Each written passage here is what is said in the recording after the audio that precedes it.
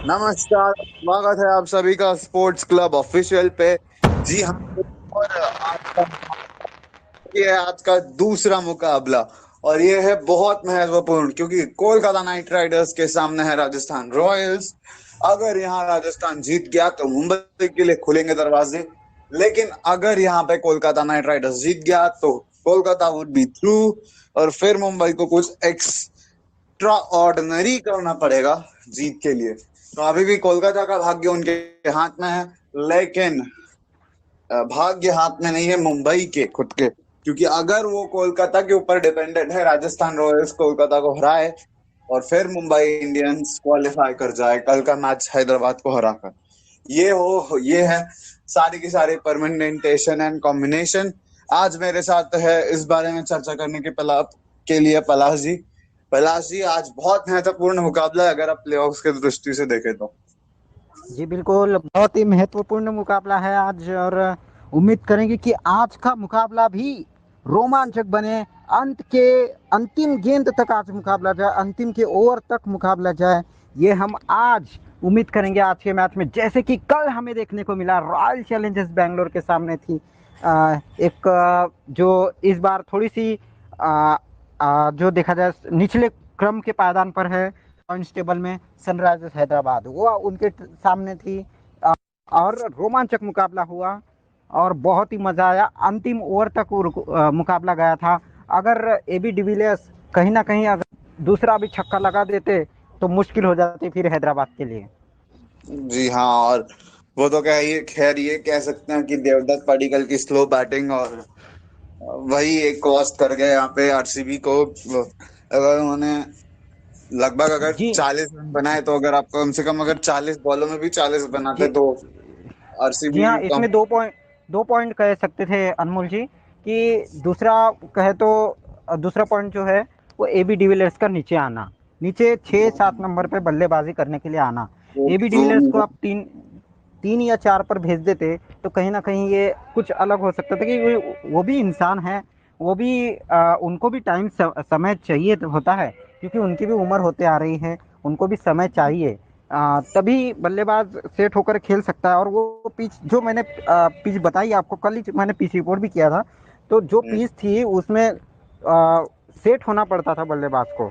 तो आप अगर सेट ही नहीं होगे तो गेंदबाज को आप सेट कैसे करेंगे? तो वहाँ पर खास तो वो पिच ही वैसी थी कि वहाँ पर सेट होना पड़ता था बल्लेबाज को, तभी आप जाकर बड़े शॉट खेल सकते थे। तो विकेट गया उस इम्पोर्टेंट मोमेंट पर जब मैक्सवेल बढ़िया हिटिंग कर रहे थे, वहां अगर मैक्सवेल थोड़ा देर और रह जाते तो वी माइट सॉ गेम का रिजल्ट कुछ और होता।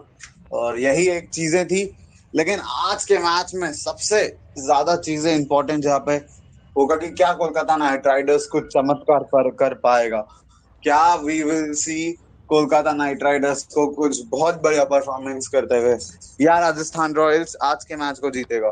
तो इट इज कुछ अ वेरी इंपॉर्टेंट मैच दोनों टीमों के लिहाज से।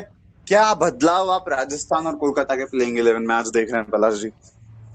जी, कोलकाता के प्लेइंग 11 पर नज़र डाला जाए तो मैं पूरी प्लेइंग 11 बताता हूँ आपको।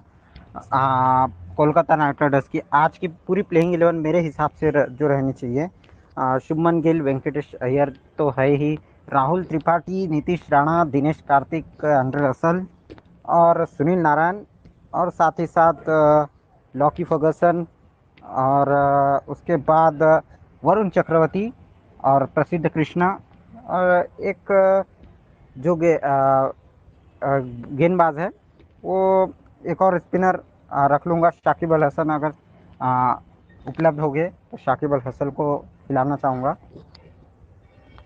तो ये आज की टीम मेरी हो सकती है प्लेइंग 11 के तौर पर। जी, और राजस्थान रॉयल्स की प्लेइंग 11 में क्या देखते हैं आप? राजस्थान रॉयल्स की प्लेइंग 11 में तो कुछ ज़्यादा बदलाव जो पिछली बार खेली टीम, वही टीम मैं खिलाना चाहूँगा इस बार भी, क्योंकि अच्छी टीम है। हालांकि पिछले मैच में थोड़ी सी बिखरती हुई नज़र आ रही थी राजस्थान रॉयल्स की टीम। तो इस बार जो टीम है वो टीम वैसे ही रखनी चाहिए, वही कॉम्बिनेशन के साथ जाना चाहिए। क्या लेकिन आपको लगता है कि आज डेविड मिलर फिर भी खेल पाएंगे, क्योंकि काफी सवाल उनके ऊपर उठ रहे हैं? जी एक और अभी इस सीजन में तो एक और मौका देना बनता है डेविड मिलर को।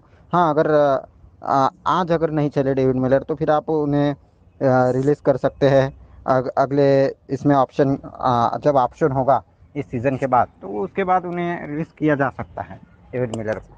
ये तो ऑब्वियसली अब अगले बार अगर देखो यहाँ पे मैच में ना सिर्फ टीम्स बल्कि प्लेयर्स को उनकी रिस्पेक्ट भी दांव पे लगी है, क्योंकि यहाँ पर आप देखिए हर टीम सिर्फ 2 से 3 प्लेयर रिटेन करेगी और 1 से 2 प्लेयर का वो आरटीएम यूज कर पाएंगे।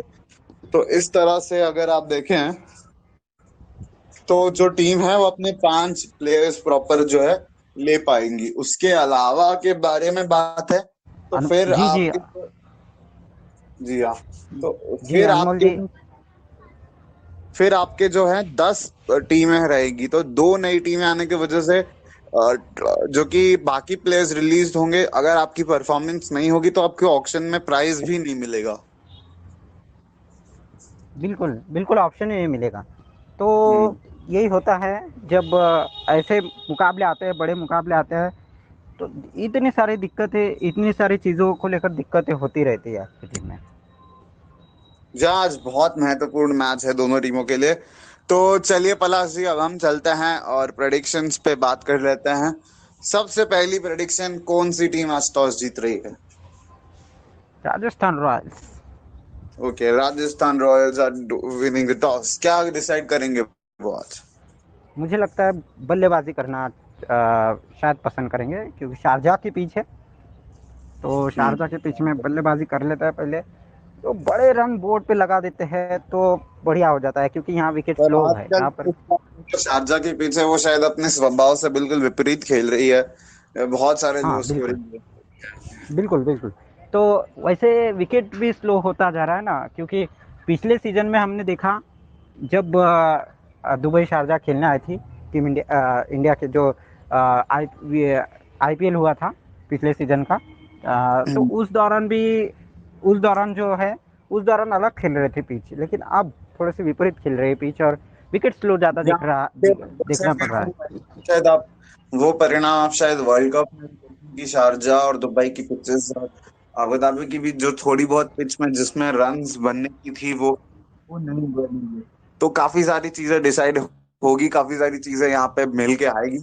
बहुत सारी चीजें डिसाइड होनी बाकी है।